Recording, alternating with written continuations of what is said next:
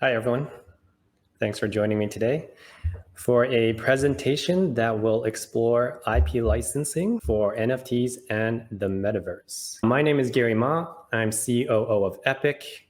So Epic is the leading B2B NFT company that works with AAA gaming platforms and giant entertainment IP as well to create in-game NFT goods and marketplaces. We're a premium digital merchandise NFT platform with years of experience as digital licensing agency putting brands into games.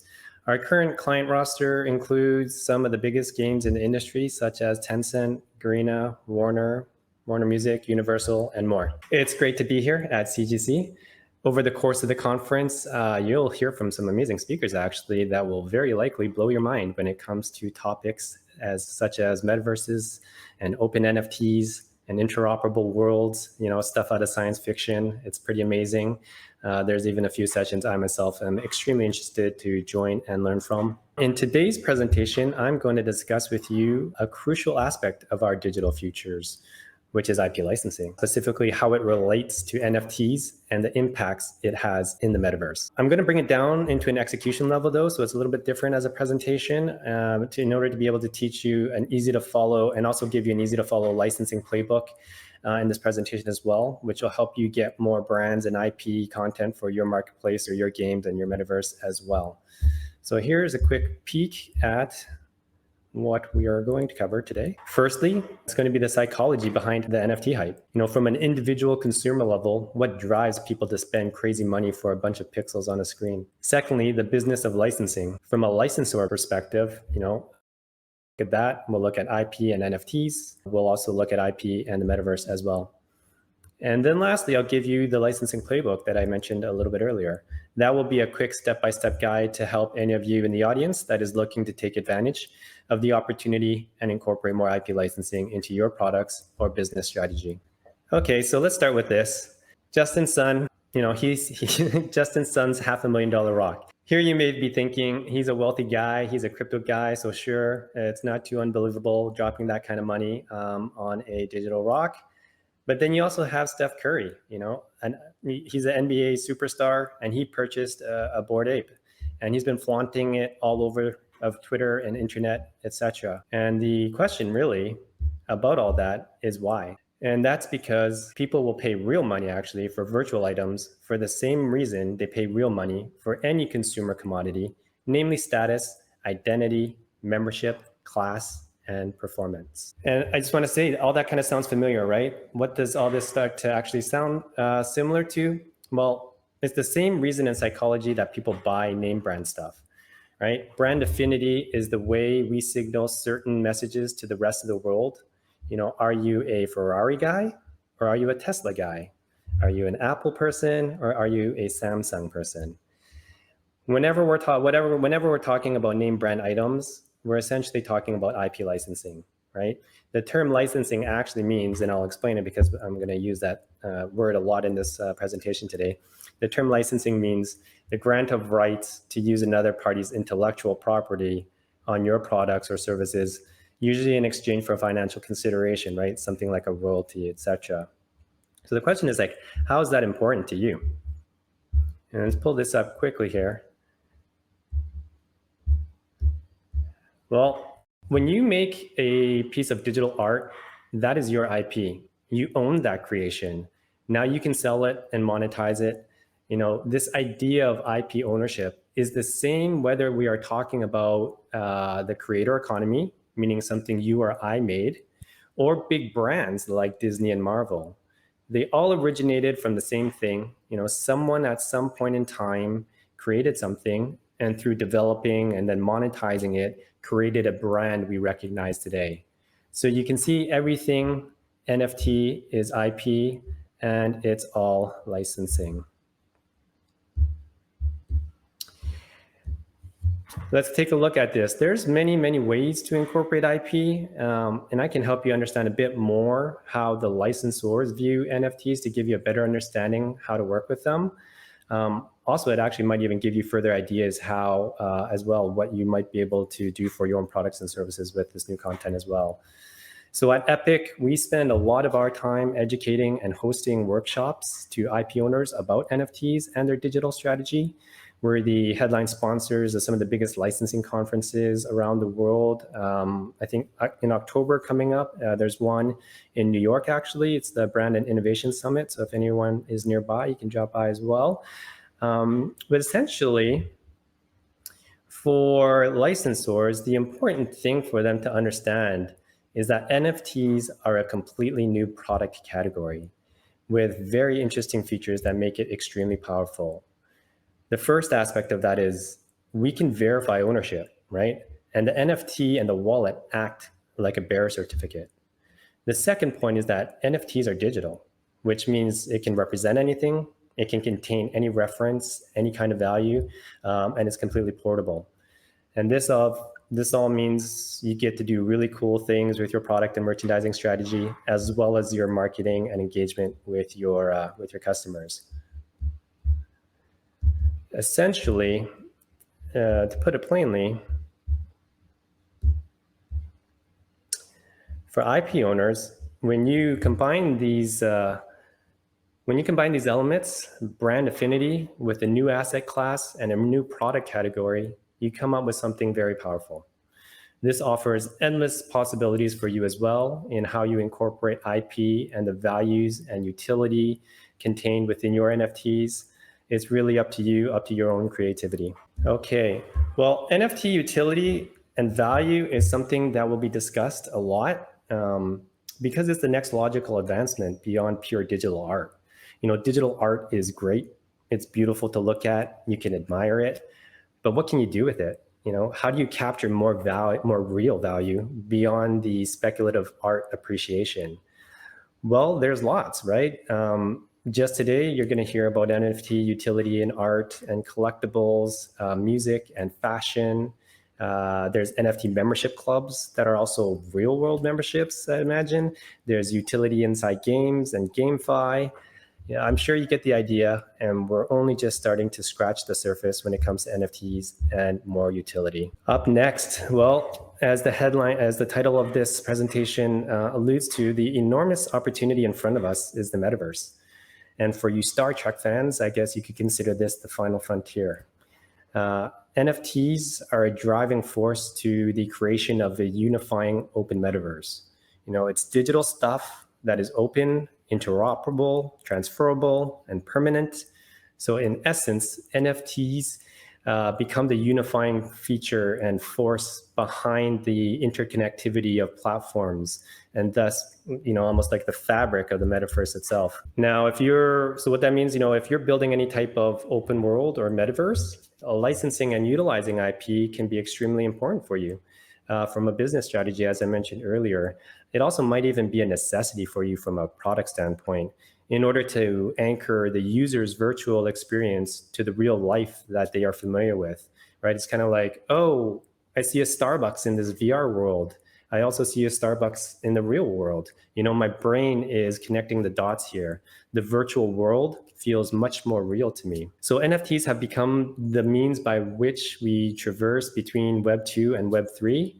It's the bridge between the physical and the digital, so to speak. So yeah, in summary, marrying the opportunities with NFT as a technology with the power and embedded consumer preference for brand affinity will not only create immense value for you, but will also solve some of the innate challenges we face when we go from the physical life to a more digital experience. So that's how we feel about NFTs and licensing and IP and how it all converges and metaverses.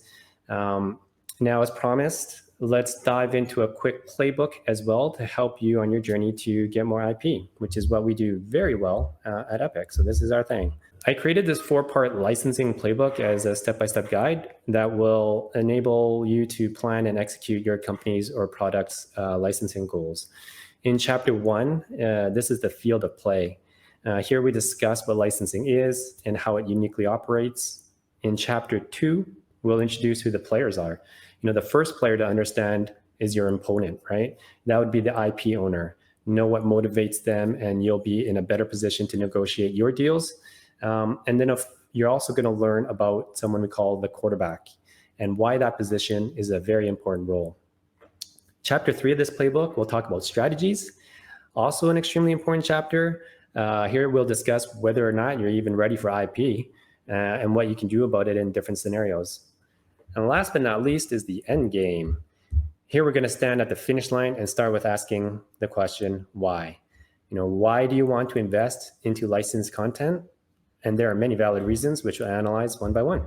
As we just, what is licensing, right? We discussed earlier, licensing is using someone else's IP in your products. The concept is straightforward enough. We all get it from a consumer perspective. From a business practice, however, it's not always so straightforward. And here's why. Firstly, licensing can be complex. There's lots of legal considerations. There could be many stakeholders involved. And it may be hard to place a true value on certain IP, right? That's why they call things like the Mona Lisa priceless. Secondly, some IPs may be extremely difficult to access or negotiate for. The not so well-known truth about the licensing industry is that it's not what you know, it's not just about how much money you have, it's actually also about who you know. So licensing is an industry that has never been disrupted before, even with internet, actually. It's a very relationship-based business. So even if you're a really rich guy, you can't just simply pick up the phone and call Disney and say, give me your stuff, right? Getting the right access is key. So relationships are a must. And with the right quarterback on your team, you can get some of this access, get deals done faster, and even get better deal terms. Which brings us to, this next chapter, which is about who the players are. One of the most critical exercises to do is to understand the mindset of the licensor. You're going into a negotiation process with the licensor. What's their big drivers? Money is important. Yes, definitely. We talked about that. Money is a consideration. However, the bigger the brand, the less interested they are into money. They care more about the brand's reputation than in money in some cases, right? Different licensors also have different strategies for how many deals they want to do for a period. This could be a strategy thing, considering the frequency they want to to do licenses. I guess a good analogy here is kind of like De Niro. Years ago, somebody like De Niro, who's very famous in movies, he would only drop a film every once in a while, and it'd be a big event. Everybody lined up to watch that. But things have changed, and content is so frequent nowadays. To stay relevant, you got to look at your strategy more so like The Rock, who's literally everywhere all the time. So every licensor is a little bit different. They simply might have bandwidth constraints, and they're not able to fulfill so much deal flow at the same time. And it could be an operational thing behind the scenes as well. But that also leads me to timing. You may be the best thing since sliced bread when you approach these brands and try to get some IP from them, and they would love to work with you. But, oops, maybe they have an existing licensee in a conflicting space and you just can't do it. You just never know. Another thing that could be an issue when we're thinking about the mindset of this licensor is the internal structure, right? Who makes these decisions? Is it one owner of the brand, like a family-run IP maybe? Or is it a huge publicly traded company with a licensing committee? These are some of the things you should understand before when you approach the negotiation table. At Epic, we worked with clients that are everything along that spectrum, from the family-owned IP all the way to the mega media conglomerates like Viacom, etc. And I can tell you they operate very, very differently, which is why it's important to have your quarterback. Who's going to do all this for you and who's going to help you so that you can call the right shots. As you can see with some of the points I just mentioned earlier, licensing can be complex. So the question is, what's your plan? How are you going to get access to the IP owners? What should you be paying? What are the terms? In short, who's going to help you call the plays, right? That's your quarterback. And the quarterback can be someone internal or external to your organization, actually. Internally, this would be like bringing this expertise in your house, developing your own BD to handle this area. Externally, the alternatives are to work with an agent. There are certain advantages to working with an agent. You call them licensing agents, actually, and they operate very similar to how you would imagine like a real estate agent would work. Just like how a real estate agent can do all the heavy lifting, finding properties, researching the right stuff for you. A licensing agent can do the same thing, and they can speed up your process add valuable insights that you wouldn't normally have. And the fact of the matter is, they just do this for a living. Agents, therefore they may have certain the know-how that you haven't developed yet as you're starting on your journey into more and more, IP acquisition and so forth. Is an agent necessary? Of course not. Since we're talking about quarterbacks, like I said, you can do it in-house. And just like the real estate agent analogy that I was giving you, you can buy a house without using a real estate agent. You can secure IP properties without a licensing agent. The decision is really yours. It's up to yours to make, and it's based on your own situation. I'll also add as well, when we're talking about this topic, that it's not a size or a budget matter whether or not you choose to do things in-house or to use an external agent, etc. An example of that is, like, you would think a company like Tencent, who can afford its own BD team, obviously, they have dedicated staff to go out and get licenses. Of course they do, they're a huge company. But they also still use agents like us, like Epic. And that's because, licensing isn't so straightforward as we talked about before. It's not a buy and sell transaction process. There's lots of complexity to work through and of course that access and relationships.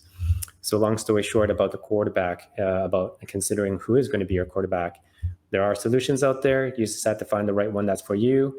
And if you do decide to work with somebody, we recommend finding one with a track record, with success that knows the industry you're in, to help guide you as well.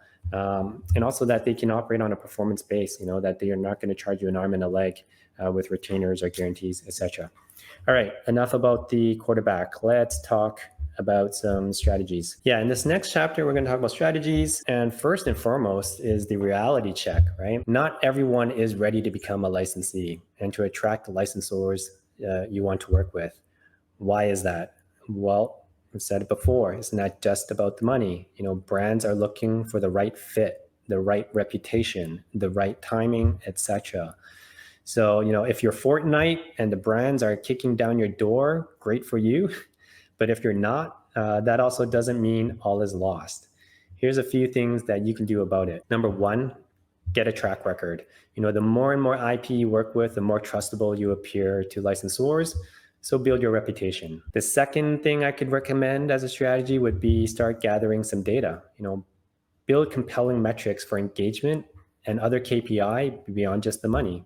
Those could be very attractive to different IP, from different scenarios and perspectives that they're coming from. Item number 3, be open-minded in terms of what IP you want. We're finding that some of the best performing collaborations are actually with content that is both perfectly in line, but not actually directly in line, kind of fun stuff that you wouldn't normally see. Those are the things that make it exciting. So keep an open mind. You never know what you could discover that just ends up being doing very well for you. Last point on strategy, if you're not the Fortnites and you're not in that huge position to go out and get anything you want, is to look at joining forces. You don't have to go at it alone.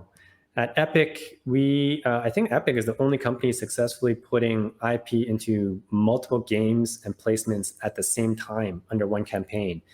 This is something that you can consider as well. If you don't want to buy the IP all on your own, you can think about joining forces for a collaborative campaign. So yeah, to wrap that up for strategies, there are definitely strategies you can do to get access and increase your attractiveness to IP owners. And I would say approach it like a journey, and keep getting bigger and bigger, approach it like a journey and bigger and bigger brands, work with bigger and bigger brands until one day, the Disneys come knocking on your door as well. Here's a fun one, crossovers for the win. So we all know that content is king, right? And IP has proven to be the heavyweight champion. Nothing is more exciting than new original content. Crossovers are a phenomenal way to create new content and new merchandise. And of course, they are perfect to make collector items from as well. You see crossovers happen in every industry, actually. It happens in music when artists collab. It happens in fashion, like a Supreme and a Lamborghini type of thing. It happens in games especially, just on the previous slide there I showed with you. And a lot of you in this industry are probably familiar with as well. And they do it because it's exciting and it's unique, right? IP owners, it's great. They understand and they're familiar with this concept. So short-term crossovers are a way for brands to generate new original content with you without being exposed to heavy brand risk. So that's actually a huge kind of a thing to point out.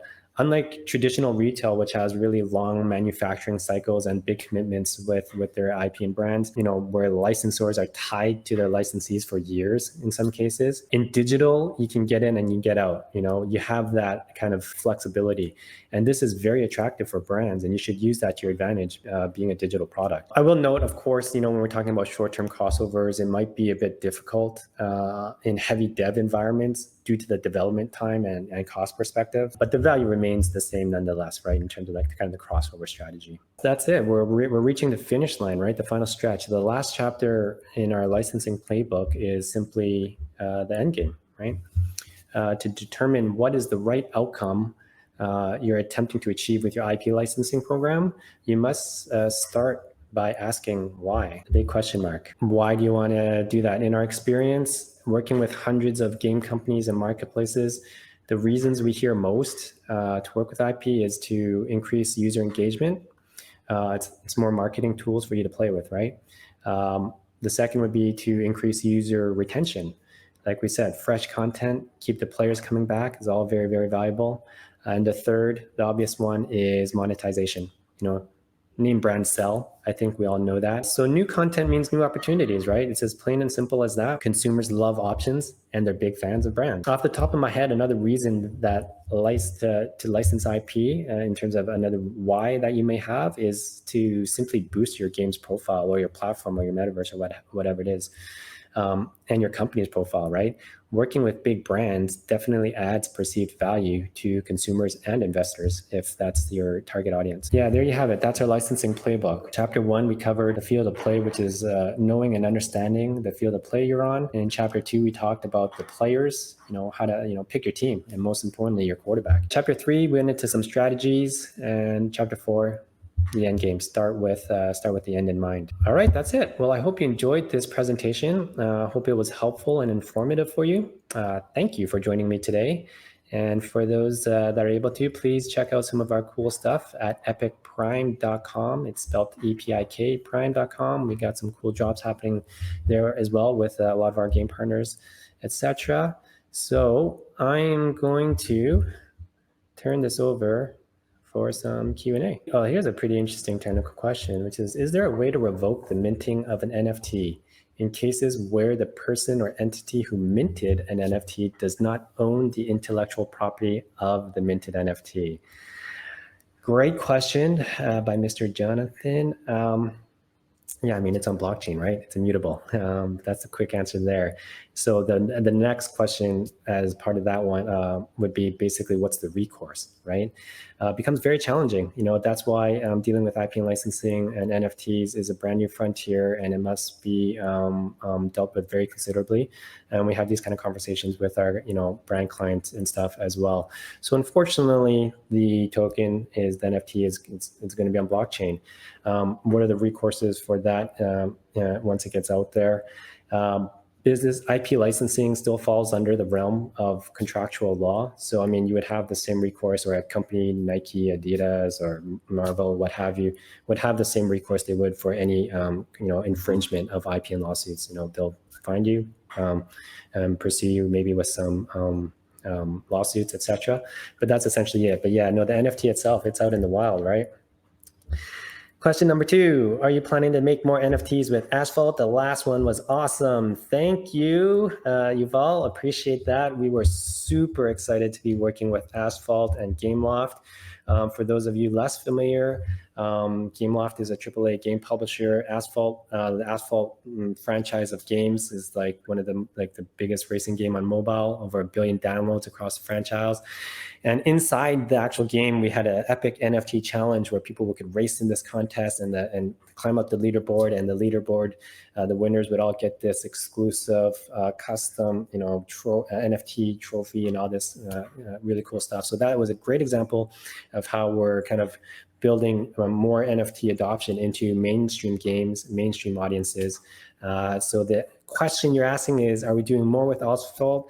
Gameloft is a great partner with us so yes, we got lots of cool stuff coming with them and so many more. Mr. Harpreet asks, considering all digital art is on a website and there are tons of it, what's your advice to a layman user to validate if the NFT is legit or not?